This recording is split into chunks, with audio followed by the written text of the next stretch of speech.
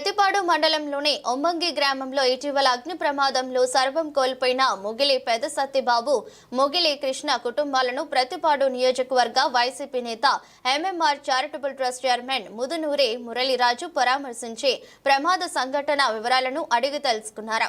తాము అగ్ని ప్రమాదంలో సర్వం కోల్పోయామని మురళీరాజు వద్ద బాధితులు బాధను వ్యక్తం చేశారు.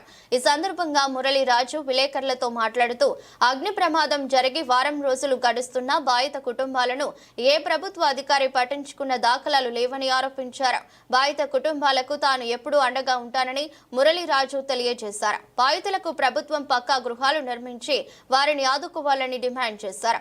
అనంతరం బాధిత కుటుంబాలకు 50 కేజీలు రైస్, 20,000 రూపాయల ఆర్థిక సాయం మురళీరాజు చేతుల మీదుగా అందజేశారు. కార్యక్రమంలో గంటా గంగబాబు, గొల్లపల్లి రాజబాబు, ముమ్మిడి వీరబాబు, మిత్తన వీరబాబు, దార నూకరాజు, ఒమ్మి గంగరాజు, గంటా లచ్చిబాబు, నార్లంక వెంకన్నబాబు, గంటా చిట్టిబాబు, తోలేటి శేఖర్, గంటా బుజ్జిబాబు, ముదునూరి సీతారామరాజు, కోల తాతబాబు, జువ్వల దొరబాబు, పోకనాటి వెంకటేశ్వరరావు, దోమలంక బాబి, కోన బాల్జీ, గోనగాని రామకృష్ణ, కోల సూరిబాబు, గుమ్మడి రామకృష్ణ, నల్ల వెంకటేష్, దాడి పుత్రయ్య, మర్రి సుబ్బారావు, ఎల్ల యేసు, జువ్వల ముసలయ్య, తోట భాస్కర్, వేతన శామ్యుల్ తదితరులు పాల్గొన్నారు. పత్రికా సోదరులకు, మీడియా మిత్రులకు అందరికీ కూడా పేరున కూడా ధన్యవాదాలు తెలియజేస్తున్నాను. చాలా దారుణమైన విషయం. ఒక బీసీ సామాజిక వర్గానికి చెందినటువంటి వ్యక్తులు ఇక్కడ బతకలేక, ఈ గవర్నమెంట్ వచ్చిన తర్వాత బతకలేక వలసపోతే ఇక్కడ ఒక సాక్షి జరిగింది. ఈ రోజుకి వారం రోజులు జరిగినా కూడా ప్రభుత్వం నుంచి ఏదైనా స్పందన లేదు. కానీ ప్రభుత్వం సిగ్గుపడాలి ఈ విషయం చూసి.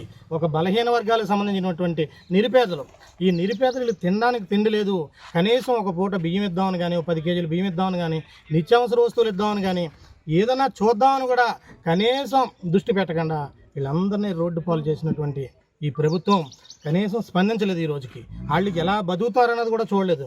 ఒక్క అధికారి కూడా ఇక్కడ రాకుండా, ఇక్కడ అన్ని పేపర్లోనే వచ్చింది, అందరూ చూశారు, నాయకులు చూశారు, అందరూ చూసినా కూడా ఒక్క అధికారి కూడా చలనం లేకుండా మరీ సామాన్యులు, కటికి నిరుపేదలైనటువంటి వీళ్ళందరినీ కూడా రోడ్డు పాలు చేసిన ప్రభుత్వానికి ఈ రోజన్నా స్పందించి వాళ్ళకి తగిన న్యాయం చేసి పక్కా గృహాలు కట్టించవలసిందిగా, అందాక ఉన్న నెల రోజులు వాళ్ళు బతకడానికి మినిమం వాళ్ళకి ఏదైనా అవసరం ఉందో అన్నీ చూడవలసిందిగా వైఎస్ఆర్ కాంగ్రెస్ పార్టీ తరఫున మేము డిమాండ్ చేస్తూ ఉన్నాం.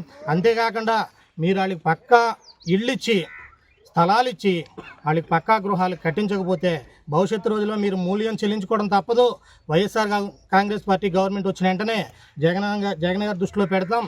వచ్చిన వెంటనే కూడా వీళ్ళకి తగిన న్యాయం జరుపుతామని మేము హామీ ఇస్తా ఉన్నాం. అంతేకాకుండా ఈ లోపల వాళ్ళు ఏదైనా ఇంటి కట్టుకున్నా మాకు ప్రత్యేకంగా ట్రస్ట్ ఉంది.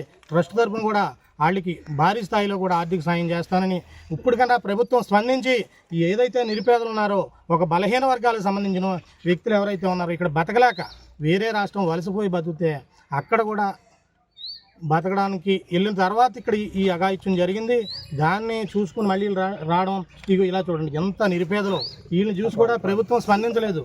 అతని పాపం 2 కాళ్ళు కూడా అవుకు, తిండి లేదు, ఏమీ లేదు. వారం రోజులు బట్టి ఎవరు ఎలా తిరుగుతున్నారు, ఏం జరుగుతుందని కూడా ప్రభుత్వం స్పందించకుండా వాళ్ళకి ఏమీ లేకుండా నిరుపేదలందరినీ మోసం చేసి ఈరోజు అధికారంలోకి వచ్చింది. అన్ని రకాల మోసాలు చేసి వాళ్ళకి చెప్పారు.